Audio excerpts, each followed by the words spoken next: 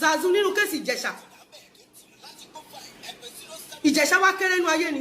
Nígbà tí Ìjẹ̀ṣà ti ń ṣe yan irú ẹ̀yìn àparò, wọn ò tí ì bí olórí burúkú Zazu náà.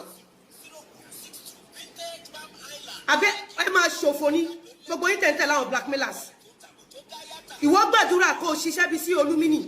Kó lórí burúkú kan máa sọ pé ó gbọ́mọ bà fọ́ṣun. Ṣé Olúmínì ṣe ṣó fún Zazu ni? Ṣé Ìjẹ̀ṣà ṣe ṣó fún Zazu ni? Àbò lórí burúkú yín tí ọ̀run máa fi òkú yín ráre. For how long lè fẹ́ derive joy? Nínú kẹ́ máa bá yàrá yín jẹ́, ọ̀run máa bá ti yín jẹ́. Ẹ̀yin èèyàn wa Lizzy Anjorin ó ti bínú tán ó bínú tán gidi gan lórí ọ̀rọ̀ Portable Ọmọlálọ́mí ó ní tí ò bá bring rẹ̀ down ó ní kó pè òun lọ́mọ àlè. Ẹ̀yin tèmi kí ló tún ṣẹlẹ̀ báyìí? Ẹ jẹ́ ká gbọ́ látẹnu arábìnrin yìí. Ó ti yá o, kí ni Portable tún ṣe? Gbogbo ẹ̀ tẹ́ ń gbèjà Zazu. Zazu ò ní ṣe oríire. Wo tí mi ò bá bẹ́ẹ̀ pò má bẹ́ẹ̀ pò yasin má bẹ́ẹ̀ fà legally má bẹ́ẹ̀ fà spiritually ò ní ṣe oríire. Ó ń sọ fún Olúmínì kó gbọ́ ọmọ bàfọ́ṣun ó dẹ̀ tán life olórí burúkú ẹ àwọn ọmọ òfò tó máa kú mọ́ ẹ lójú tó bí recently ṣé Ìjẹ̀ṣà ṣe ṣó fún ẹ ṣé Olúmínì ṣe ṣó fún ẹ. Mo béèrè IGM Inspector General of Police, we cannot continue this way, sir. I know you to be a man of justice. I know you to be a man of honor.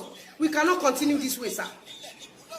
Tẹ́bálẹ̀ ń ṣọ́ bandit nínú igbó, tẹ́bà mú bandit online, kò lè sí rọgbọ sir, kò lè ṣàṣeyọrí sir.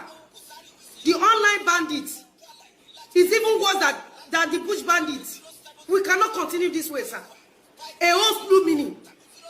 IG Disu, Alhaji Disu.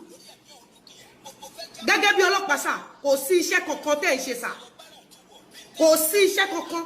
If these online bandits are not being treated, bó ṣe kẹ́ treat wọn, then you expect more bush bandits, sir. We cannot continue this way, sir. Láti bó síbo, ẹgbẹ́ bíbo, tàbí Tàjùmọ̀bí, Zazu lẹ́nu ẹ, ẹ̀yin náà fún mi níbi tí Rita Dominic ti bímọ, tí àwọn ọmọ Ìgbò ṣe báyìí. Gbogbo àwọn ọmọ Ìgbò tó lọ fẹ́ ọmọ olówó, tó lọ fẹ́ olówó, tó lọ fẹ́ ọlọ́rọ̀, tó lọ fẹ́ ọlọ́lá, ẹ fún mi ní ìfún ọmọ Ìgbò tó fẹ́ ẹlẹ́wọ̀n, ẹ fún mi níjọ́ tí ọmọ Ìgbò bímọ, tí àwọn ọmọ Ìgbò wá ń lo social media. We cannot continue this way. If truly we want equity, then our hands must clean. Alhaji Disu, I know you to be a man of honor, a man of integrity, a well-disciplined man, a man that doesn't give a bullshit.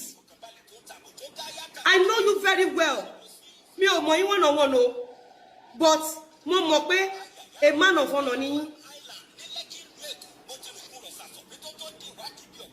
For how long? For how long? Làwọn online bandits no máa pa gbogbo àwọn ògo wa. No máa bà àwọn èèyàn lórúkọ jẹ́. Irú Zazu olórí burúkú ọmọ tí ò níran, ọmọ tí ò lógo, ọmọ tí ò ní talent, ọmọ tó máa ṣòfò, ọmọ táyé máa bàjẹ́, ọmọ tó máa tán fún, ọmọ tó máa ráre jáde láyé. Mọye èèyàn tí mọye ẹ̀wọ̀n tí Zazu ti lọ ni. The fact that Zazu has Ìjẹ̀ṣà done any show for you, has Olúmínì done any show for you, Zazu ìwọ àti Ìyábọ̀ Òjó ọ̀run máa fi ń ráre ní tọmọtọmọ. Zazu mo kórìíra ẹ̀. Ó ṣe èèyàn ẹranko ní ẹranko játijàti, olórí burúkú ọmọ ọ̀bànújẹ́ ni ẹ́ tó nígbàgbọ́ pé ìbàjẹ́ ènìyàn ìṣubú ènìyàn ni wọ́n fẹ́ fi jẹun. Oúnjẹ àrí akòrò lẹ́nu oúnjẹ ọmọ akòrò yìí because everybody is a fucking traitor. But this is way to go. A lè lajú sílẹ̀. Kí ẹ̀yin olórí burúkú tẹ́ wà talentless tẹ́ ní live show yìí. I will do the rightful thing. Mo ti sọ fún ẹ pé nílé ayé ẹ tó máa fi ṣánkú. Mo sọ fún ẹ pé ẹni Yorùbá tó bá ní crisis, ìwọ Zazu ò gbọ́dọ̀ fẹnu sí. Ìwọ olórí burúkú olòṣì. O mọ obìnrin tó ti bá sùn, o mọ obìnrin tó ti bá tí wọ́n jẹ́, o mọ obìnrin tó ti bójú wọn jẹ́. Ìwọ ẹlẹ́wọ̀n játijàti, ìwọ ex-convict. Wáyé ń sọ̀rọ̀, ìwọ náà ń sọ̀rọ̀. ó ṣẹ̀wọ̀n ju Ìjẹ̀ṣà lọ́nà ahun ìwọ mọ́típù ẹlẹ́wọ̀n ìwọ tẹ́kọ̀rúkọ ẹ wà nínú system ìwọ ẹlẹ́wọ̀n jatijati ìwọ lórí burúkú ìwọ lòṣì àwọn olórí burúkú bíi tiẹ̀ tí ọ̀run gan máa fi kú ọmọ dá yín lọ́wọ́ tó bá ń pàtẹ́wọ́ fún ẹ níjọ́ ṣe oríire papọ̀. How can you be doing this to your fellow human being? Ṣé kí Ìjẹ̀ṣà kú fún yín ni?